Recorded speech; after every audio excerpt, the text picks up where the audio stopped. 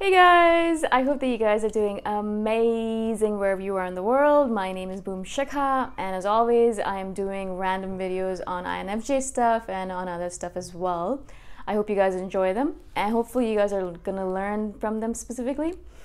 In this video, I want to speak to you guys about the auto chameleon mode. I thought that was a really good term that one of the viewers, I think it was Lawrence, had spoken about in the comments, and it's really interesting because as a chameleon, and all INFJs are chameleons, we go into this mode where we automatically and automagically go into this chameleon mode where we kind of take on the characteristics and roles and basically the personas of the people around us. So we'll basically try to balance out whatever is going on around us. So if there's a person around us who's an extrovert, a major extrovert, and who's going really berserk and has a lot of energy, then we'll kind of assess the situation kind of subconsciously. We're not really doing it in a conscious manner mostly. Subconsciously, we'll think about it, what does this situation require? Does it require for me to be an extrovert as well? Like, do I need to support this extrovert in their endeavor to be an extrovert? Or do I need to calm down and become an introvert and really try to hone this person in so that they can calm down a little bit and they can stop going crazy? The importance of this obviously is that we're able to, that's one of the reasons why people love having us around, because we're able to really calm down the situation and bring balance to every situation, no matter what the situation might entail. For example, I'll give you a quick example. A couple of days ago, I was helping a friend out with an event. She is an brilliant improv artist, and she was organizing this show, and I told her that I'd help her out, so I went in, and obviously all of the people in the show are extroverts because they're improv artists. Well, I shouldn't say obviously, because I do improv as well, but they were all extroverts, and they were really energetic. Obviously also because they were a little bit nervous. It was before the show. I was helping with some makeup and some face painting. And so I'm sitting there, and there's a lot of nervous energy in the air. And I expected that going in, because I know it's the beginning of a new show, and there's this going in, and obviously they're excited and they're nervous and they're anticipating it. There's all this amazing emotion going on. And I knew I had prepared myself for it. I'd been kind of preparing myself for it all day. And so I went in knowing that that was the energy that I was going into.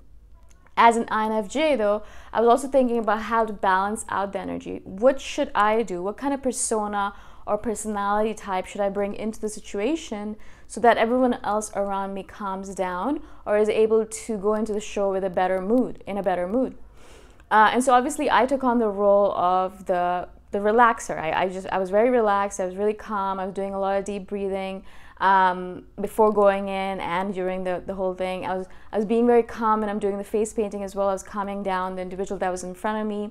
I was really trying to get into the zone where I could help all of those individuals, all those extroverts who were kind of in that stressed out, crazy energy mode, to just calm down a little bit, not too much, because you still want to have that energy in order to go into the show, but not to be at that point where you're just literally burning yourself out with energy, right?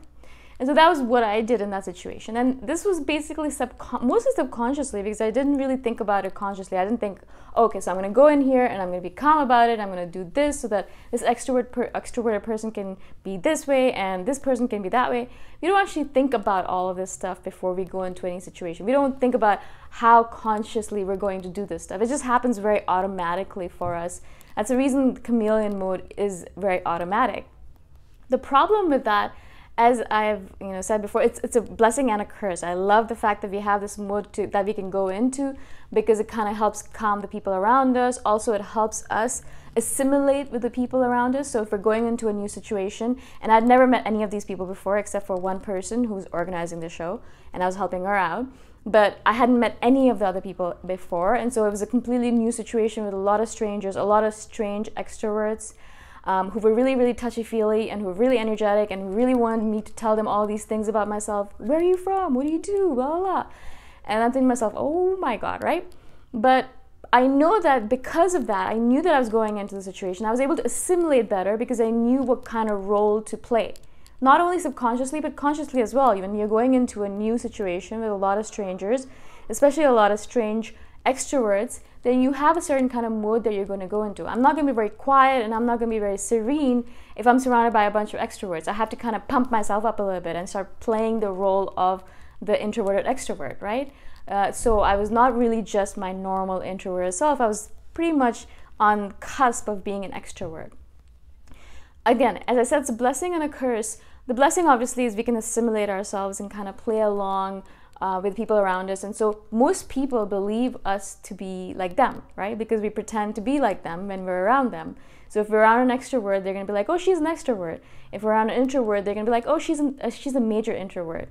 If we're around someone else, they're going to say that we're like them because we kind of play all these roles.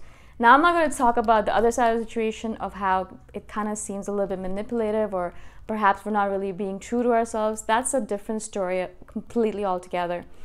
The thing I wanted to speak to about in this video specifically was the automatic nature of it. And sometimes, and the individual who said this comment as well says, I think it was Lawrence, I'm sorry, I don't remember. He said exactly the same thing, where sometimes we drop into this auto-chameleon mode where we don't actually even realize we're going into it, right? As I said, it's a very subconscious thing that happens. We kind of drop into it, and later we might realize, oh yeah, I was playing that role. Unless we actually analyze it, we won't actually remember that we were playing a role, right? The only problem with that automatic going into that chameleon mode is that sometimes I'll be in that automatic chameleon mode, and I'll be playing some kind of role to appease the crowds, basically. I have someone around me and I feel like they need this role, they need me to play this role, so I'll start playing that role. One of the roles I played a lot when I was with my family was the role of a comedian, because my family is in a mode right now where they're a little bit sad and a little bit depressed, and so they needed a little bit of energy and they needed a little bit of comedy and a little bit of joy, and so I started playing that role. I've played that role many times in my life, and so I went into that comedian improv kind of role where I'm kind of boosting their energy up and being that rah rah rah motivational person kind of thing, right? And so that's the kind of role that I played, but that was not automatic. I actually had to force myself into it. But as I said, when we do fall into this automatic chameleon mode, we'll be in that mode, suddenly realizing that we are in that mode. It's like when you're lucid dreaming. I don't know if you guys lucid dream at all, but you'll be lucid dreaming, and all of a sudden you're gonna realize that, oh shit, I'm dreaming, and then boom, you snap out of the dream and you wake up. That's how it happens with the auto chameleon mode as well. You're in that mode, you're like zooming around, everything's fine, you're completely unconscious of it, and all of a sudden you realize, shit, I'm not really like this. This is a role that I'm playing. I'm not normally like this. I must be playing a chameleon mode or a chameleon role, and all of a sudden you realize it and you pull yourself out of it, and it's like a shock to the system. Like, shh, what happened here? Where am I? It's like you're dreaming, or like you were playing a role where you have two personalities and the other personality had taken over for a little bit, and you were unconscious of the fact that it had taken over, and then you came back to your real personality all of a sudden, and you realize that you lost time. You've lost a few minutes, a few hours where you were playing this other role, or you were in that other personality, right? It's just very scary. I shouldn't say scary. It's a little bit jarring when that happens, because all of a sudden, you're gonna wake up and you're gonna realize, oh shit, this is not how I am normally. I'm playing a role right now. And sometimes you think to yourself, it's all right. I'm in chameleon mode. That's fine. I was just playing a role. But sometimes it's a little bit scary where you think to yourself, okay, this happens so automatically. How much of this life that I lead is spent in this auto chameleon mode? How much of my life do I spend pretending to be someone else, pretending to be someone that I'm not, right? And that's what really scares me, because as an INFJ, our main thing about everything is to be authentic. I want to be as authentic as possible. I want to be as true to myself as possible. And the auto chameleon mode kind of makes that, or renders that impossible, because you're always kind of playing this random role where you don't even realize sometimes that you're playing that role. I'm fine with playing the chameleon mode. Like, I'm fine going into that mode as long as I'm absolutely completely aware of the fact that I'm going into that mode, or if I'm going into a mode where it's not really completely distant from my true personality. If I'm just playing an extrovert for a few minutes or a few hours, that's totally fine with me. It's not completely far away from my real true personality. But if I completely go into a different mode where For example, if I'm pretending to be a really girly girl and I'm blushing and I'm giggling over a guy, or I'm fangirling over someone, or I'm doing something like that, that's completely opposite to what I normally am. But if I'm doing that to appease someone or to please someone else, then I get scared. Then I'm like, okay, what am I doing here, right? I'm not even playing true to myself. I'm not even close to who I really truly am.